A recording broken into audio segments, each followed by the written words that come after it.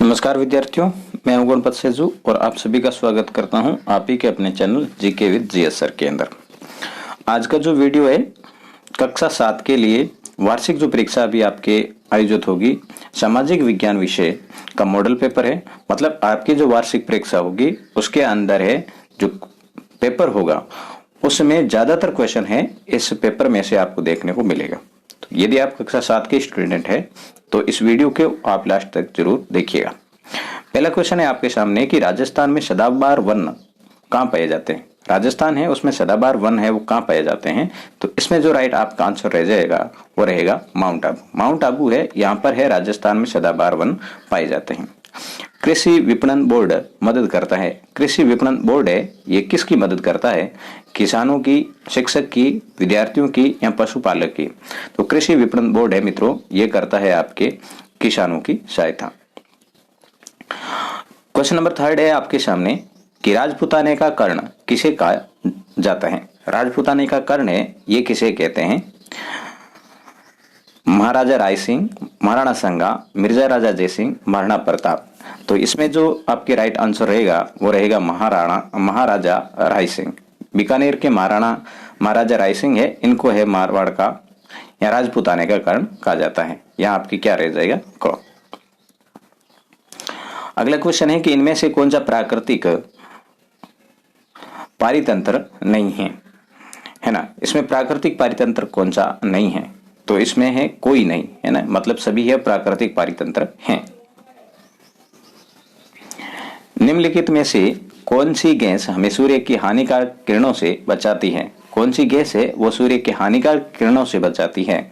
तो इसमें जो राइट आंसर है आपका वो रहेगा ओजोन गैस। ठीक है ना, ओजोन गैस की ओजोन लेयर जो है, ओजोन परत है, यही सूर्य के हानिकारक जो पराबैंगनी किरणें आती है उनसे हमें बचाती है। अगले क्वेश्चन की तरफ बढ़ते हैं। तो मौसम किसे कहते हैं? मौसम है किसे कहते हैं ये आपको बताना है इसमें।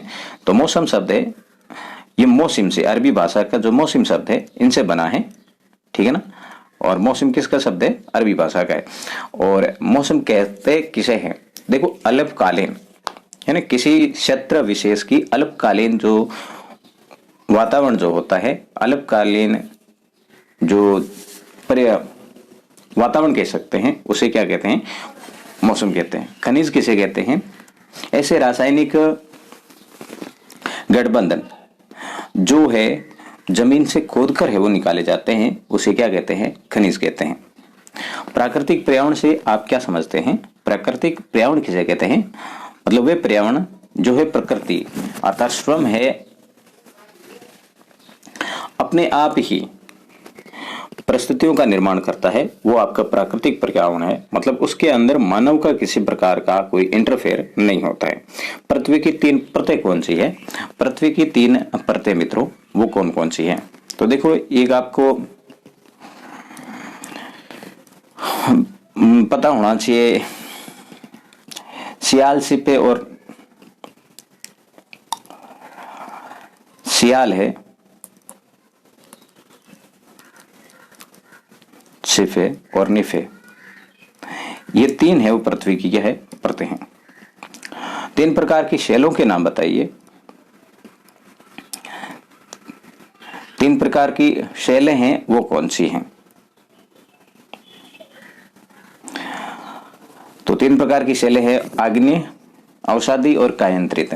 ठीक है, 3 प्रकार की कौन सी हो जाएगी? आग्नेय, अवसादी और कायांतरित। अगला क्वेश्चन है कि प्लेटें क्यों घूमती है? जो प्लेटें हैं ये घूमती क्यों हैं?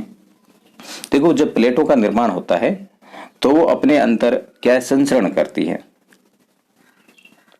और अपना जो रूप परिवर्तन है वो करने के कारण प्लेटें घूमती हैं। राजस्थान में सिंचाई के कौन कौन से साधन हैं? देखो, राजस्थान के अंदर सिंचाई के साधनों की यदि बात करें तो सर्वाधिक सिंचाई के साधन है वो कुएं एवं नलकूपों के द्वारा राजस्थान के अंदर सिंचाई होती है, कुएं एवं नलकूपों के। उसके बाद में नहरों के द्वारा, फिर है तालाबों के द्वारा और नदियों के द्वारा। इस प्रकार से है राजस्थान के सिंचाई के साधन है कुएं, नलकूप, नहरें, तालाब इत्यादि। दलहन एवं तिलहन से आप क्या समझते हैं? दलहन क्या होती है और तिलहन क्या होती है? तो दलहन एवं तिलहन से आप क्या समझते हैं? तो दलहन वे पदार्थ जिनसे है दालें प्राप्त की जाती है, मतलब वह अनाज, वह खाद्यान्न जिनसे दालें प्राप्त की जाती है वो दलहन है, और वह खाद्यान्न जिनसे तेल प्राप्त किया जाता है वो क्या होती है? तिलहन होती है। वर्षा के 3 प्रकार कौन कौन से हैं? वर्षा है वो 3 प्रकार की होती, कौन कौन सी है ये आप खुद बताइएगा कमेंट करके, कौन कौन सी है। राणा कुंभा की सांस्कृतिक उपलब्धियां बताइए। राणा कुंभा की सांस्कृतिक उपलब्धि की यदि बात करें तो पहले ये आप ये लिख सकते हैं कि राणा कुंभा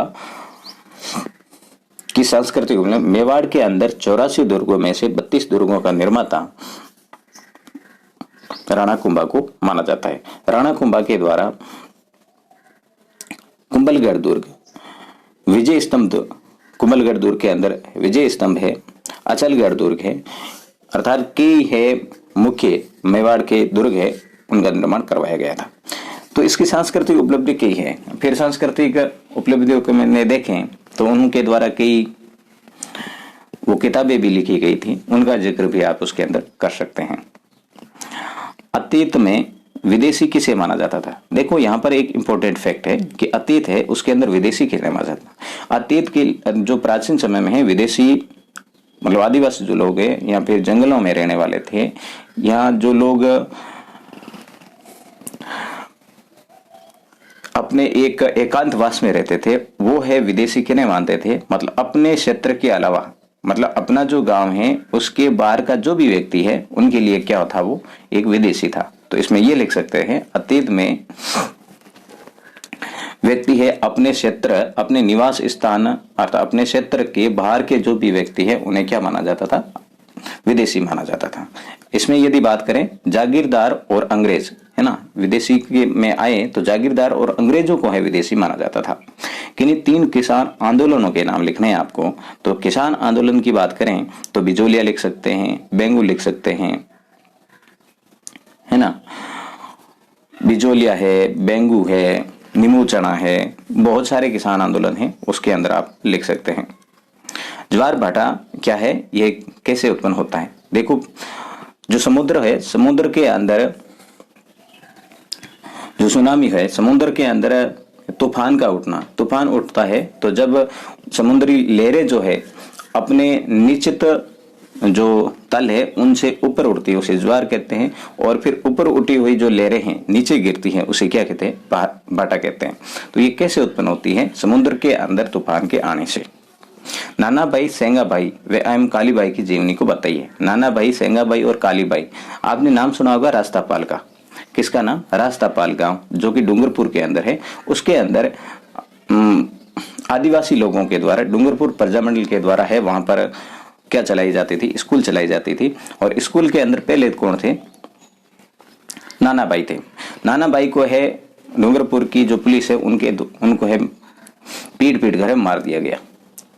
फिर सेंगा भाई है उसी स्कूल को चला रहे थे, तो सेंगा भाई को भी ट्रक के पीछे खींच रहे थे। उसी वक्त है काली बाई है वहां पर आती है और उस रस्से को काट देती है, और अपने गुरु की रक्षार्थ काली बाई को भी पुलिस है वो गोली मार देती है और शहीद ये हो जाती है। ये घटना थी अपनी। जातीय मामले कैसे नियंत्रण किए जाते थे? जातीय मामले हैं मित्रों कैसे नियंत्रण किए जाते थे? जातीय मामले हैं स्थानीय पंचायतों के द्वारा, मतलब जाति के अंदर जो अपनी जाति के प्रमुख होते थे उनके द्वारा है जातीय मामले नियंत्रण किए जाते थे। नए राजवंश ने स्वीकृति हासिल करने के लिए क्या किए?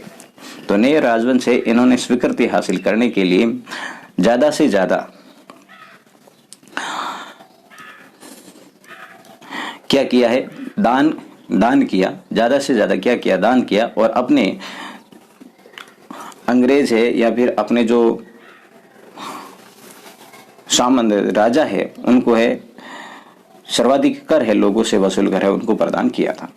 मुगलों ने खुद को मंगोल की अपेक्षा तैमूर के वंशज होने पर बल क्यों दिया? देखो मंगोल और तैमूर, तो तैमूर है ना, तैमूर तो है विश्व विजेता था। कौन था? विश्व विजेता था। तो विश्व विजेता को ही अपने वंशज मानते थे, मतलब कि तैमूर है ने विश्व विजेता की थी, विश्व को जीता था पूरे विश्व को, तो हम उनकी संतान है और उन्होंने जब जीत लिया है तो हम भी है पूरे विश्व को जीतने के जीतने का क्या है, हौसला रखते हैं, जज्बा रखते हैं। इस वजह से मुगल है अपने आप को है उनसे संबंधित मान देते हैं। आपके विचार से मंदिरों के आसपास नगर क्यों विकसित हुए?